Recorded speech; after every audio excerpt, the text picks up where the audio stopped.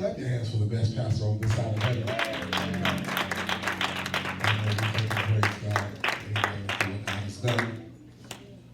Listen, I just want to give you this word of encouragement as we get ready to depart, because I know everybody's about to do all their festivities and all that wonderful thing. But listen, I want to encourage the people of God that are standing in a place that feels very unsure. I'll put it like that. For those that are standing in the place that feels very unsure. Though it may seem like God don't know what he's doing, because I think we all have been there before. We kind of ask God, you really know what you're doing right here? And if you're like me, you've actually had to stop and say, like, really, Lord? Like that was the words that came out your mouth, like really right here, that's what you're gonna do. And so in standing in that place, the one thing that I had to check myself, that I had to check was my level of trust. It wasn't my level of faith per se, but it was my level of trust because of what I was seeing, because of what I was hearing, because of what I was feeling. And so it was hard for me to trust God when I was feeling a certain type of way, because in the thing that we don't like to say much or stand in, which is the part of long suffering, that we don't like that word. And so when we hear the word long suffering, we tend to think 6 months is long. And so, but it's hard when long suffering is 2 years. It's hard when long suffering is, another year added on to it.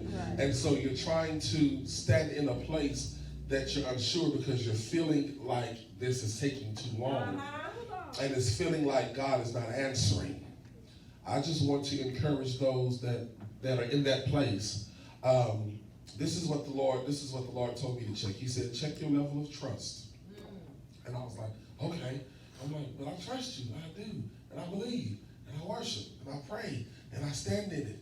And so God says, but your posture concerning trust shows that you don't trust fully in this area.